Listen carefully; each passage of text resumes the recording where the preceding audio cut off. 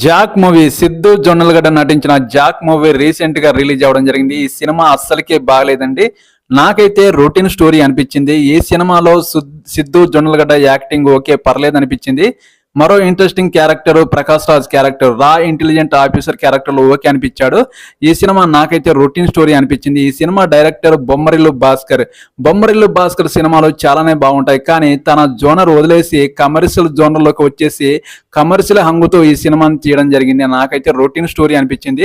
ఈ cinema story concept ఏంటంటే terrorist మన ఇండియాని అటాక్ చేయడానికి చూస్తుంటారు. ఆ టెర్రరిస్ట్ ని అంతం చేసే క్రమంలో మన ప్రకాష్ రాజు ఆఫీసర్ గా వాళ్ళకు తోడుగా మన హీరో సిద్ధు జొన్నలగడ్డ హెల్ప్ చేస్తూ ఉంటాడు. ఇలాంటి రా ఇంటెలిజెంట్ స్పై క్యారెక్టర్ తో సిద్ధు జొన్నలగడ్డ కొంతవరకు మెప్పించాలే, కానీ ఈ సినిమా నాకైతే ఎక్కడ మంచిగా అనిపించలేదు. Average movie. ఈ వీడియోకి ఒక లైక్ చేయండి. మీరు నా ఛానల్ ని సబ్స్క్రైబ్ చేసుకుంటారని కోరుకుంటున్నాను. ప్లీజ్ ఓకేనండి. నెక్స్ట్ వీడియోతో మిమ్మల్ని వస్తాను. ఓకేనండి, బాయ్.